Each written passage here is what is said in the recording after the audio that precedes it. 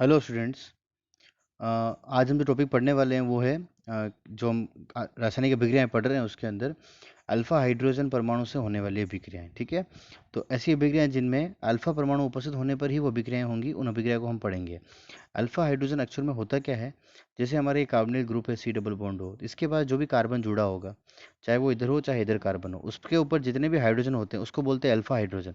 इसे कहते हैं अल्फा हाइड्रोजन कार्बन, और इसे कहते हैं अल्फा हाइड्रोजन। ठीक है, तो ऐसी अभिक्रियाओं के लिए अल्फा हाइड्रोजन का होना बहुत ही आवश्यक है, तभी वो अभिक्रियाएं होंगी। ओके, सो हम कह सकते हैं कि वे एल्डिहाइड, यहाँ पहले अभिक्रिया पढ़ रहे हैं एल्डोल संघनन। ठीक है, एल्डोल संघनन, तो एल्डोल शब्द कैसे बना हुआ है? एल्डोल, एल्डोल में ये जो एल्ड है इसका मतलब है एल्डिहाइड, और ये ओल का मतलब हो गया ओल, यानी कि अल्कोहल, तो ये इससे बन गया एल्डोल। इसी तरह से कीटोन के केस में बेटा बनता है कीटोल। क्या बनता है? कीटोल। कीटोल का मतलब क्या हो गया? कीटोन, और यहाँ से ये हो गया अल्कोहल, तो ये एल्डोल और कीटोल है। पहले एल्डोल या कीटोल बनेगा, उसके बाद में उससे जल का अणु निकलेगा, और जल का अणु निकलने पर हम उसे कहेंगे संघनन। तो इस प्रकार ये पूरा नाम जो हो जाएगा बेटा वो हो जाएगा एल्डोल, एल्डोल संघनन या एल्डोल कंडेंसेशन इसको कहते हैं, या कीटोल संघनन भी कह सकते हैं। ठीक है, तो ये होगी बात इसकी इंट्रोडक्शन की। उसके बाद हम देखते हैं वे एल्डिहाइड या कीटोन जिनमें अल्फा कार्बन पर हाइड्रोजन परमाणु उपस्थित होता है। तो कार्बनिल यौगिक के दो अणु है ना, दोनों समान हो सकते हैं या असमान हो सकते हैं। तनुसार, तनुसार में कोई क्या हो सकता है? तनु NaOH हो सकता है, तनु Na2CO3 हो सकता है, तनु BaOH2 भी हो सकता है, की उपस्थिति में क्रिया करके एल्डोल या कीटोल बनाते हैं। जैसे आगे गर्म करने पर निर्जलीकरण, निर्जलीकरण का मतलब उसमें से जल का अणु निकल जाएगा, होकर अल्फा बीटा असंतृप्त कार्बोनिल यौगिक बनता है। तो ये ध्यान रखना, अल्फा पे भी और बीटा पे भी, इन दोनों के बीच में क्या आ जाएगा? डबल बॉन्ड आ जाएगा, तो अल्फा बीटा असंतृप्त कार्बोनिल यौगिक बनता है। यह क्रिया अल्डोल संघनन कहलाती है। अल्डोल संघनन दो प्रकार का होता है, एक होता है सरल या साधारण एल्डोल संघनन। जैसे मैं बात करूं कि मैं एसिटाल्डिहाइड लिया मैंने CH3CH, और इसकी अभिक्रिया में इसी के साथ करवा रहा हूँ, मतलब सेम टू सेम के साथ में ही अभिक्रिया होगी एसिटाल्डिहाइड और एसिटाल्डिहाइड की, इसको बोलेंगे सरल या साधारण। ठीक है, लेकिन यदि अगर हमने एसिटाल्डिहाइड लिया CH3CHO और उसकी अभिक्रिया हमने करवा दी CH3CH2CH2CHO, मतलब चार कार्बन वाले से करवा दी, या एसिटाल्डिहाइड की क्रिया एसीटोन से करवा दी। अगर दो असमान ले लेते हैं हम, ठीक है, समझ रहे हैं बात को आप? अगर हम एक्स की क्रिया एक्स से ही करवाते हैं तो ये हो गया आपका सरल या साधारण, लेकिन एक्स की क्रिया हम दूसरे प्रकार के कंपाउंड यानी कि वाई से करवा देते हैं तो ये हो जाएगा आपका मिश्रित प्रकार का, या विषम या क्रॉस एल्डोल संघनन इसको कहते हैं। इसमें कार्बोनिल यौगिक है ना, इसमें कार्बोनिल यौगिक दो समान अणु क्रिया में भाग लेते हैं, जिसमें कम से कम एक अणु में अल्फा कार्बन पर हाइड्रोजन उपस्थित होना चाहिए। इसमें कार्बोनिल यौगिक के दो असमान अणु क्रिया में भाग लेते हैं, जिसमें कम से कम एक अणु पर अल्फा हाइड्रोजन होना चाहिए। इसका मतलब इस पूरी पिक्चर का जो हीरो है वो आपका है अल्फा हाइड्रोजन। अगर अल्फा हाइड्रोजन होगा तो अभिक्रिया होगी, अदरवाइज नहीं होगी। ठीक है, अब हम वन बाय वन एक एक एग्जाम्पल को समझेंगे। पहला है हमारा सरल या साधारण एल्डोल संघनन। इसके अंदर दो अणु एसिटाल्डिहाइड लेने पर हम अभिक्रिया को देखेंगे। तो एसिटाल्डिहाइड ले रहे हैं मतलब CH3CHO ले रहे हैं, तो दोनों अणु इसी के होंगे, तभी हम इसको क्या बोलेंगे? साधारण या सरल बोलेंगे। दो अणु लेंगे एसिटाल्डिहाइड के। अब ये अभिक्रिया किस प्रकार करेंगे तो आप देखेंगे, आपको इस प्रकार से लिखना है कि CH3 C double bond O और ये H, पहले को हमने ऐसे लिख दिया, दूसरे को आप ऐसे लिखोगे, ये C डबल बॉन्ड O है आपका, इसके पास जुड़ा हुआ कार्बन कौन सा वाला है? ये वाला है। इसके पास कितना हाइड्रोजन है? दो हाइड्रोजन है, तो एक हाइड्रोजन ऐसे लिख दिया, और एक मैंने सॉरी सॉरी ये CH3 होगा ना, तो ये CH2 लिख दिया, और यहाँ पर ये H लिख दिया। ये O के पास लोन पेयर है, ये H जो है इसके पास आकर के जुड़ जाएगा। समझ रहे हैं बात को? ये OH हो जाएगा। तो इस प्रकार से ये बंद टूट गया और ये OH इधर लग गया, तो हम इसको देख सकते हैं कि ये क्या बन जाएगा बेटा? ये बन जाएगा CH3, C पे लग गया OH, यहाँ ऑलरेडी H है, यहाँ पर कौन जुड़ गया? CH2, और ये हमारा था C डबल बॉन्ड O और H। ठीक है, अब क्या होगा? एक और अल्फा हाइड्रोजन निकालना है आपको। ये आपका अल्फा, ये अल्फा कार्बन है, तो यहाँ से ये हाइड्रोजन निकलेगा और ये OH मिलके H2 बना देगा। जब इसको जल से के साथ गर्म करेंगे, सॉरी, जब इसको हम गर्म करेंगे तो जल का एक अणु त्यागेगा, और जिससे ये H2O निकल जाएगा। आप देख सकते हैं यहाँ पर CH बचेगा, और यहाँ पर C बचेगा, और यहाँ पर डबल बॉन्ड आ जाएगा। समझ रहे हैं बात को? तो ये आपका जो है ये है कार्बोनिल कार्बन, इसके पास वाला अल्फा कार्बन, और ये बीटा कार्बन है, तो देख सकते हैं अल्फा और बीटा के बीच में डबल बॉन्ड बन गया। तो इस प्रकार से आपको अल्फा बीटा असंतृप्त कार्बोनिल यौगिक मिलेगा। तो आपको फाइनली यहाँ पर क्या उत्पाद मिल रहा है? ये CH3 हो गया, ये C था, डबल बॉन्ड O निकल गया यहाँ से, तो यहाँ पर CH हो रह गया, फिर डबल बॉन्ड हो गया, यहाँ पर भी CH रह गया, और यहाँ पर CHO मिल गया। तो आप इसको क्या बोल सकते हो? 1 पे अल है, 2 पे इन है, और 4 कार्बन है तो ब्यूट है, तो इसको हम बोल सकते हैं ब्यूट 2 इन 1 अल। ठीक है ना, ब्यूट 2 इन 1 अल। 2 पे इन है, और 1 पे अल यानी एल्डिहाइड है। तो इस प्रकार से ये अभिक्रिया होगी। तो इसमें आपको ध्यान रखना है, आप पहला जो रिएक्टेंट ले रहे हो और दूसरा जो रिएक्टेंट ले रहे हो, इसका तो अल्फा हाइड्रोजन लो और इसका ले लो आप डबल बॉन्ड, और इन दोनों को जोड़ दो एक बार। फिर दूसरी बार में यहाँ से एक और H निकाल दो, इस पूरे को H2 को निकाल दो। अब जो बचेगा ये इनके बीच में डबल बॉन्ड आ जाएगा। यही बात आपको ध्यान रखनी है। और इस पूरी पिक्चर का हीरो कौन है? Alpha hydrogen. ये मैंने आपको समझा दिया।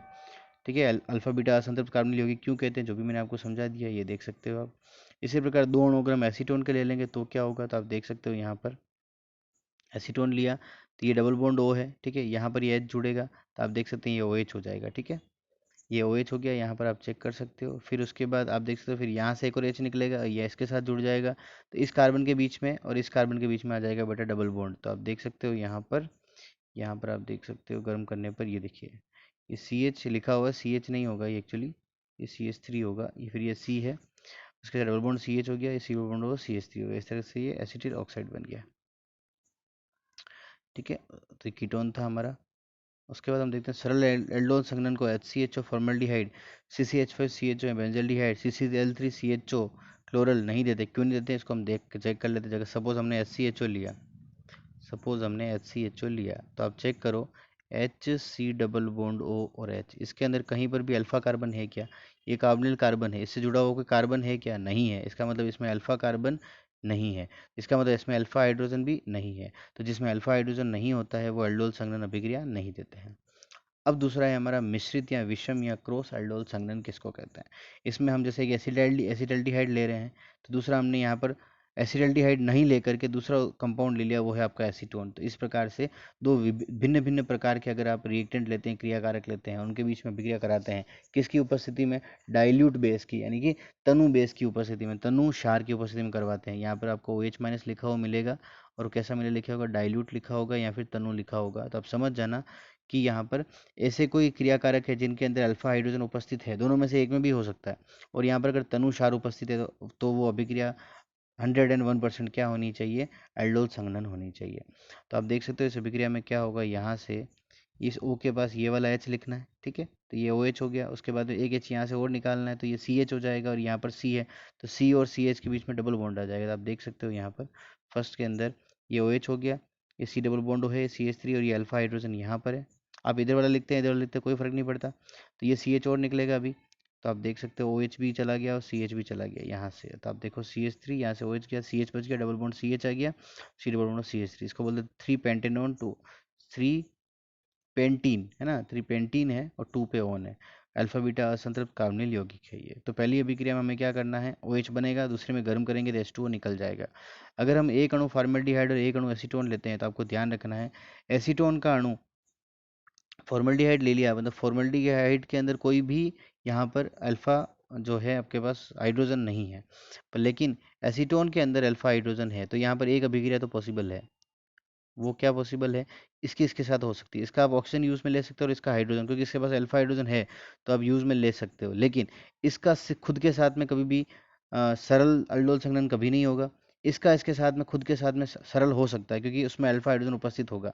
इसका इसके साथ हो सकता है, लेकिन इसका इसके साथ वापस नहीं होगा, क्योंकि इसके पास अल्फा हाइड्रोजन नहीं है। आप इसका ऑक्सीजन और इसका हाइड्रोजन यूज़ नहीं कर सकते। ठीक है, अल्फा हाइड्रोजन होना चाहिए उसको यूज़ करने के लिए। तो इस अभिक्रिया को आप देख सकते हो। तीसरा उत्पाद है बेंजल्डिहाइड ले लो और एसिटोफिनोन ले लो, उनके मध्य करवा सकते हो।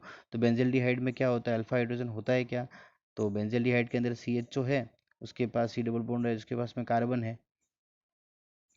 ठीक है, और आप देख सकते हो उसके बाद में है आपका एसिटल्डिहाइड है, तो एसिटल्डिहाइड सॉरी एसिटल्डिहाइड का एसिटोफिनोन है ये। यहाँ पर ध्यान रखना, एसिटोफिनोन है ये। एसिटोफिनोन तनुसार की उपस्थिति में करवाओगे तो same as it is reaction होगी और आपको ये उत्पाद मिल जाएगा। इसमें ऐसा कुछ खास नहीं है, बस ये ध्यान रखना है कि पहले में और H और दूसरे में फिर H2O निकालना है, और अल्फा हाइड्रोजन होना ही चाहिए, तभी वो एल्डोल संघनन कहलाएगी। और एल्डोल बनेगा, पहले उत्पाद जो बनता है उसको बोलते हैं एल्डोल, और उसके बाद उसका जब संघनन करते हो तो ये बनेगा एल्डोल संघनन उत्पाद, जो अल्फा बीटा असंतृप्त कार्बोनिल यौगिक होगा। इसके साथ दूसरी बहुत इंपॉर्टेंट रिएक्शन जो है अन्य अभिक्रिया है, उसमें हम पढ़ेंगे कैनिज़ारो अभिक्रिया। तो ये जस्ट एल्डोल संघनन की ऑपोजिट अभिक्रिया है। कैसे? अल्फा हाइड्रोजन ज़रूरत थी, अल्फा हाइड्रोजन जो था वो आवश्यक था किसके अंदर? वो आवश्यक था बेटा एल्डोल संघनन में, लेकिन केनिज़ारो के लिए ये शर्त है कि इसके अंदर अल्फा हाइड्रोजन नहीं होना चाहिए, कभी भी नहीं होना चाहिए। और वो अभिक्रिया हो रही थी तनु क्षार की उपस्थिति में, लेकिन ये होगी आपकी सांद्र क्षार की उपस्थिति में। तो ये बहुत उसका ऑपोजिट है, ठीक है। सांद्र क्षार दिख जाए तो समझना केनिज़ारो है, और अल्फा हाइड्रोजन नहीं दिखे तो भी समझना केनिज़ारो है। हाँ, दो रिएक्टेंट इसमें भी होते हैं और दो रिएक्टेंट उसमें भी होते हैं, लेकिन इसमें दोनों में से किसी में भी अल्फा हाइड्रोजन नहीं होगा। तो फिर इसमें क्या होगा, इसमें जो आप उत्पाद ले रहे हो, सॉरी जो आप रिएक्टेंट ले रहे हो, क्रियाकारक ले रहे हो, उसका एक बार ऑक्सीकरण होगा और एक बार अपचयन होगा। तो है ना, तो इस प्रकार से हम समझ सकते हैं कि अगर उसका एल्डिहाइड का ऑक्सीकरण होगा तो वो एसिड में बदलेगा, और अगर उसका अपचयन होगा तो वो अल्कोहल में बदल जाएगा। तो इस प्रकार जो आप एल्डिहाइड लेते हो, सपोज एल्डिहाइड लेते हो या कीटोन लेते हो, ठीक है, कोई भी कार्बोनिल यौगिक लेते हो, तो कैनिजारो के अंदर या तो उसका ऑक्सीडेशन होगा या फिर उसका रिडक्शन होगा। तो रिडक्शन होगा तो आपको क्या मिल जाएगा, अल्कोहल मिल जाएगा, और अगर ऑक्सीडेशन होगा तो आपको एसिड मिल जाएगा। तो ये उत्पाद है, एक बार सेल्फ ऑक्सीडेशन, एक बार सेल्फ रिडक्शन होगा, इसके अंदर अल्फा हाइड्रोजन नहीं होता है। तो ये ध्यान रखें। और क्या अंतर था दूसरा, सांद्र NaOH या सांद्र KOH लेना पड़ेगा। तो कीटोन व एल्डिहाइड जिनमें अल्फा कार्बन पर हाइड्रोजन परमाणु नहीं होता है, वे सांद्र क्षार की उपस्थिति में गर्म करने पर केनिज़ारो अभिक्रिया देते हैं। तो ये मैंने आपको सारा समझा ही दिया है। इसमें हम समझ सकते हैं कि सरल केनिज़ारो अभिक्रिया क्या होगी, दो समान एल्डिहाइड ले लेंगे या दो समान कीटोन ले लेंगे और मिश्रित में असमान एल्डिहाइड देते हैं, ठीक है। तो केनिज़ारो अभिक्रिया निम्न एल्डिहाइड प्रदर्शित करते हैं। अच्छा, एक हम समझ सकते हैं यहाँ पर कि वे एल्डिहाइड जिनमें अल्फा कार्बन पर एक बात समझिए आप यहाँ से, कभी भी कीटोन आप लोगे तो कीटोन के अंदर तो कहीं ना कहीं सी डबल बॉन्ड हो है, तो इसके पास में कीटोन इसमें लागू नहीं होगा, क्योंकि कीटोन के पास तो कहीं ना कहीं सी डबल बॉन्ड के पास आर ग्रुप होना ही चाहिए, और आर ग्रुप होगा तो उसमें अल्फा हाइड्रोजन होगा ही होगा, ठीक है ना। तो उसमें अल्फा हाइड्रोजन होगा ही होगा। तो ये कीटोन के लिए अप्लाई नहीं होगा, ये सिर्फ किसके लिए अप्लाई होगी, एल्डिहाइड के लिए। तो ये आप बात अवश्य ध्यान में रखें।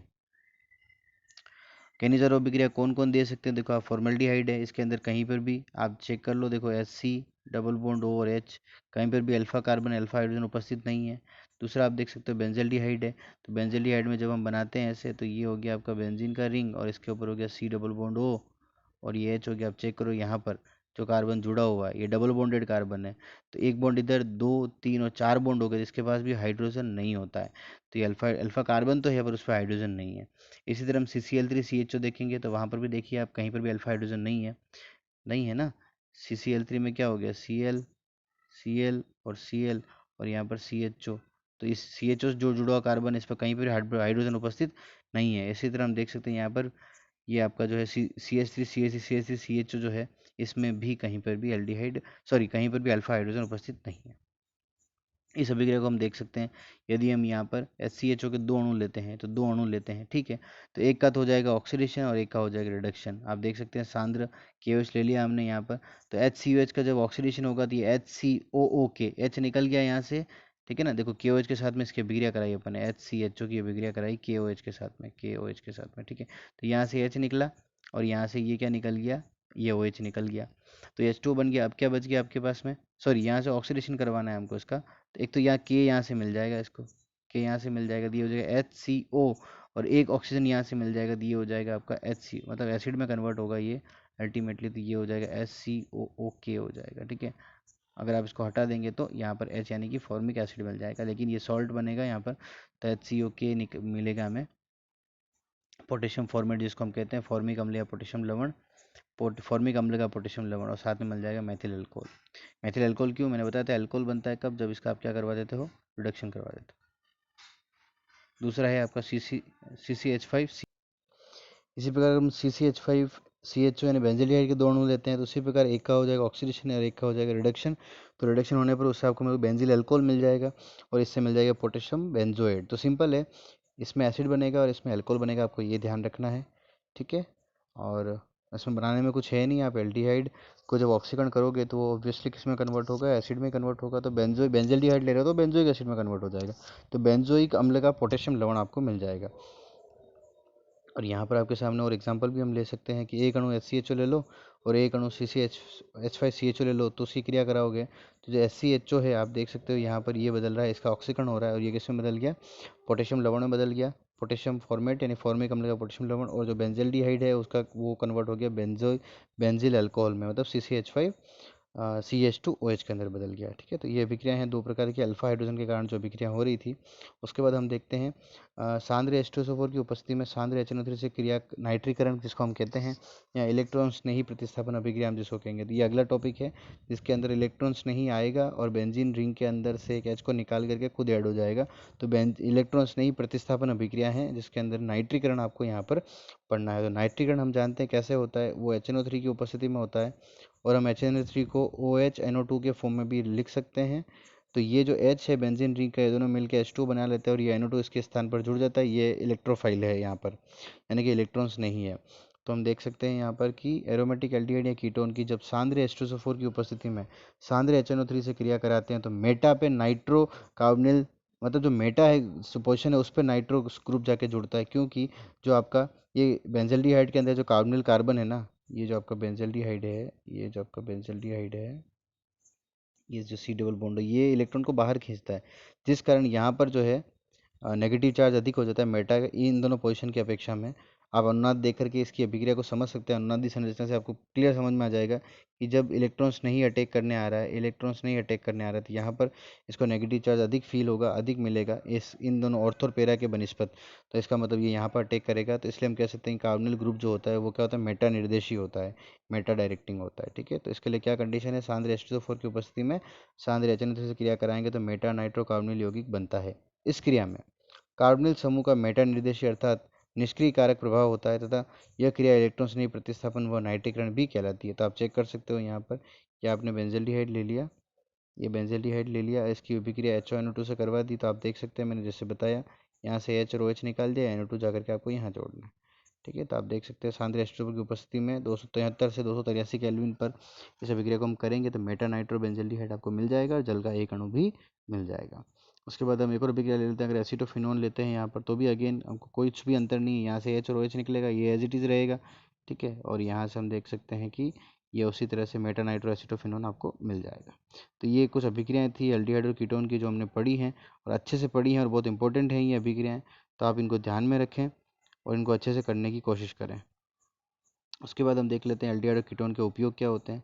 तो फॉर्मल्डिहाइड जो होता है, आपने देखा होगा बायोलॉजी लैब के अंदर जो हमारे स्पेसिमेन रखे होते हैं ना, कोबरा और जो भी स्पेसिमेन रखे होते हैं वो एक सॉल्यूशन के अंदर भरे होते हैं ताकि वो ख़राब नहीं, उनकी जो स्किन है या वो ख़राब नहीं होते हैं। तो उसको बोलते हैं फॉर्मेलिन। क्या बोलते हैं, फॉर्मेलिन।